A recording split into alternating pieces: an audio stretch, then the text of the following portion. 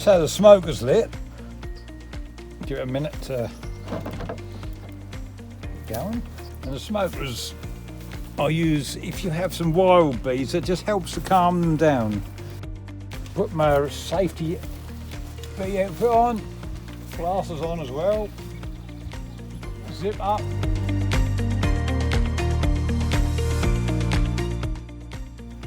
Right, that's it, gloves are on, everything's done up so bees can't creep in. Right, smoker's nearly done. I put wood shavings in the smoker. We do this and look.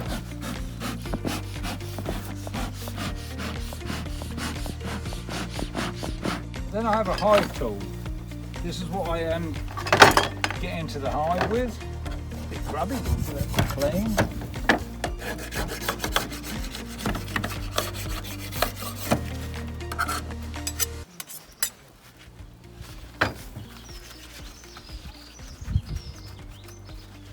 Okay, we're all ready. The smoker's full. We'll walk up to hive. First hive, and it's queen number 13.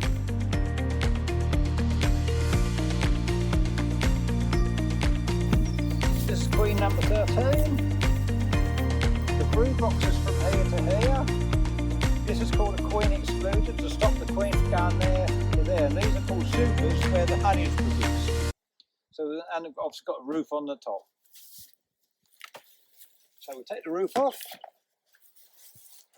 We have a look in here. There's one bee on there. That's a ventilator. This is called a crown board. And if you look in here, you've just got bees getting into the first super. We won't look at this one, but as you can see, it's quite a bit of activity. Just take this out. They're just beginning to lay a little bit of honey into this one, but this is the later one. So we'll look at the one we put in earlier. So we have to break this down because the bees will glue everything together. So we take that one off. This is a far more active one. So we'll just smoke it down a bit just to keep the bees calm, not much, just a little bit. So this is called a super. This is where these are the combs which we take away eventually and extract the honey from. So we take one of the center ones out, like this. We'll see what progress of the, yes, there is progress. If we see in here, this is the honey in the cells. And they're just, where it's got here, this is, the honey is just beginning to be capped, which means it's mature.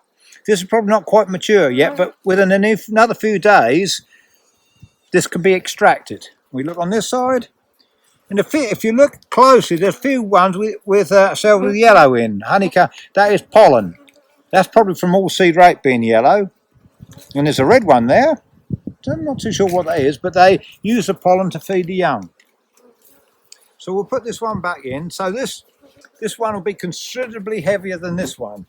So we break the seal. Cool, and it is heavy. This one is just about ready to extract the honey. So this is the queen excluder. This is big enough for the worker bees to get through, but the queen can't get through it. So the queen keeps in the bottom, which is called the brood box. So we take the queen excluder off and gently lift up. And we have to be careful because sometimes the queen can be stuck on the bottom. But at the moment I can't see it, but we'll give it a tap to knock the bees back down. And you can see they've built a little bit of honey around here, whatever, and a bit of wax. So we'll put this here to rest it. So this is the main brood box. This is where all the breeding happens. Where the queen lays the eggs and the workers feed the young. So we'll take the first frame out. Hopefully we'll see the queen, but you can't always guarantee it. So we'll take this one out. Oh, this one's full of honey. You notice every single cell is capped. So we draw it out very, very slowly. Look at that. This is what we don't normally extract this honey. This is what we leave for the bees to feed themselves. But it looks really, really nice. We might extract some. Sometimes if it's too much, I'll tap the bees off. There you go, look at them. So we'll take this one off for a minute because it'll give us a bit of room to do an inspection. So we'll hang the smoker there. We'll take the next one off. This one will probably be through honey as well. We'll pull it up. Now this has got honey, this has got brood.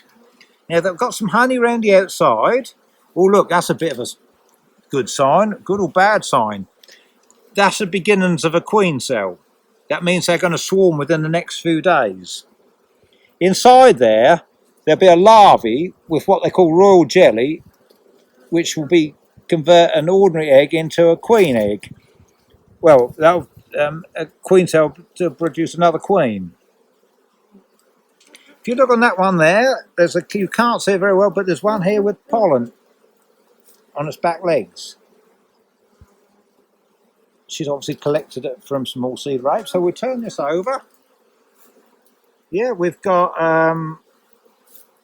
loads of brood. All that biscuit coloured cells are capped brood. So within the next few days, it will probably double the population. So we've got to come back down again. And it looks like we're going to have a swarm problem with this one. So we won't do it today, but we'll come back on another day. Look at that. Absolutely full of bees. Now there's two sorts of bee here. If you look at this one, this is a drone. That's a drone. They're slightly bigger than a worker, and they're the male bees. Now, if we look in them cells here, them little white dots, the size of a comma, are eggs, which the queen lays in the bottom of the cell. Loads of them, which is a good sign. So the queen is still here. But the best thing is trying to find her. It's just like finding Where's Wally in the children's books. Now, but we do mark the queen. I believe this is what I call a green queen. Hopefully it makes it easy to find her. No, we can't see it there. You don't always find the queen, but there is times when you have to find the queen, and that's when you want to do a swarm control. So we take the next one up. Full of bees, good old healthy bees, plenty of comb, bees everywhere. And this side, yeah, we've got sort of a queen cells trying to be built here. We'll need to come in tomorrow and do an artificial swarm. But if we look on this one, we've got the eggs have hatched, and then we've got larvae. See, loads of them. That's a couple of days. So we can't see the queen. The queen could be here, but she can be very difficult to find at times. So we take the next one off. We could find her. Here we are. Another good comb of bees. No queen cells on this one. Looking on this side, bees everywhere. Can't see the queen. Plenty of brood. Right, we'll take the next one up. Here we go. Still looking for the queen. Can't see her. Lots of drones, lots of workers. There we go. Can't see the queen.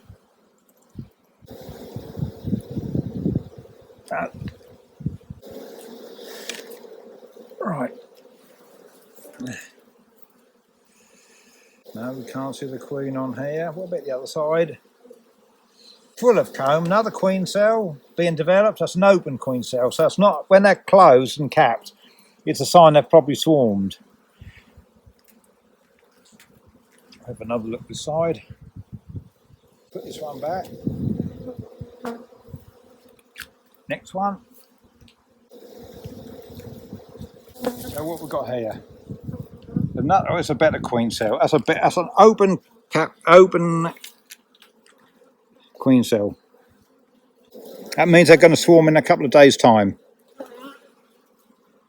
if the weather's right. Open cellars, when they've laid the egg and it's open for a few days, But as soon as it's capped, that's the time for the warm day. They'll swarm. They'll fly off and make a new colony somewhere else. So I can't see the queen, but it's full of eggs. Absolute eggs laid from side to side. Still can't see the queen. It's the thing when a colony gets crowded, it is difficult to find. And it's always difficult to find when you want to show someone. Yeah, it's full of bees, full of eggs. Yeah, can't see. She hides. She can easily hide around the edges. Two more.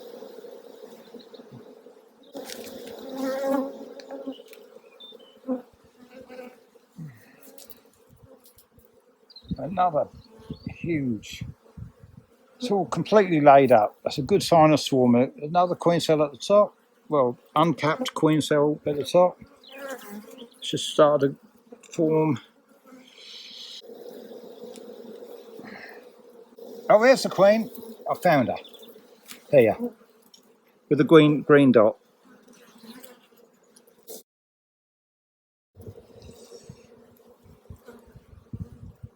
So she's got a green dot, means that she was a queen from last year. A different colour would mean a different age. The year before would have been white. So you colour code them for each year? Yeah, yeah. And it goes on a 5-year cycle because they don't live more than 5 years. And in fact, you don't want to keep a queen that long. So we've checked them for us. We've found the queen. So this is what I call one of my better colonies. It's a good strong one. So we need to do this tomorrow to keep it and do an artificial swarm, because you need to breed from your best colonies, and this is one of my best ones. I've got several like this, but I might even split this one twice. What you do is split it, save the queen go back in here with no queen cells, and I know I have 2 more hives. There's enough quantity of bees to make 2 more hives up, and at the beginning of April they'll soon build up with a plentiful supply of nectar, and warm days they'll soon draw the comb up again. This is a good hive. I'm glad I've inspected it, so I know now to come tomorrow and bring some more hives with me to do a artificial swarm. So we'll put it all back together again now. So we squeeze the combs back together. Don't want to squash any. Just gently.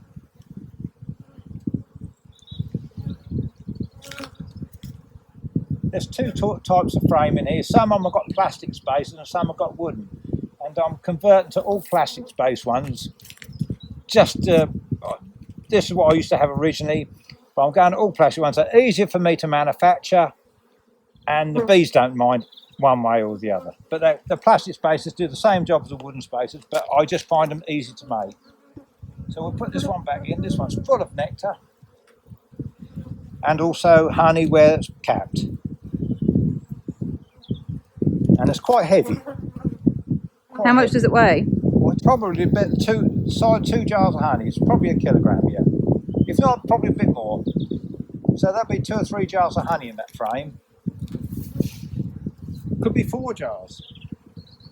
So we've got all the frames back in. We'll give it a bit of a blow to push them out of the way, because we want to put the queen excluder back on, so we don't want to squash any bees. We give it a bit of this, give it a puff around the edges. We'll put it on like this, and if you gently like this, yeah. Right, see the bees, they squeeze through there, see the work, they come through here. Yeah, there's one out there, there's one there. There's one there trying to get squeezed through, but you know, they're squeezing through. It's a bit tight for them, but they'll get through. He's a fat one, I reckon. But they go through here, so the queen can't get it. So we don't want eggs being laid into where we are going to extract the honey. So we put this one back. This one will probably, if they're getting capped near, this will probably be from all seed rate. So I will not leave this long. Within the next couple of warm days, I don't want it there to get cold. So there we are. This is not capped. That's full red from end to end. It's full up. So I'll test this tomorrow for water content. If you notice though, it's just beginning to crystallise a little bit. Where this looks a bit cloudy, that means the sugar crystals are forming together. And if we leave it much longer, that'll be difficult to extract. So we pop that back in. But in this warm weather, it's not too bad. But if they get cold, that'll go solid like a brick. So we put this back on here, which is quite heavy. I should think a full super like that would get off about over 30 pounds in weight of honey, which is about 15 kilograms. So we put the next one on. This is just beginning to, they're just beginning to fill this one. So tomorrow I might even take that one off. That does talk of a cool weekend. So we'll have a look at this one. So they've filled the bottom one up and they're just beginning to fill this top one up. But they're drawing the comb out. So when we, this is called draw and comb. So when we look at one next to it, this one here is foundation. There's a sheets of wax we buy with the printed pattern of honeycomb, which makes it easy for the bees to draw out. So within the next couple of days, they should start drawing it out.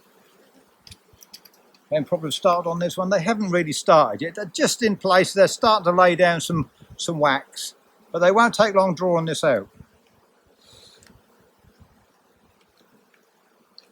But this is a good hive, so it's worth breeding from. So a good queen, good laying queen like this is worth keeping. So and worth breeding from. So we've got the crown ball back on, a lid for ventilation, and the roof. On the hives, they've got numbers on the back. This is number 13. The 13 represents the queen number. So this is number 13 queen. So if I change a queen, I change a number. Above here, these are the supers and these are the super numbers. So when I extract the honey, I can always bring the super back to the same hive. That is, if you have a disease problem, you're not going to spread it around the rest of the apiary. Anyway, I hope you enjoyed the film.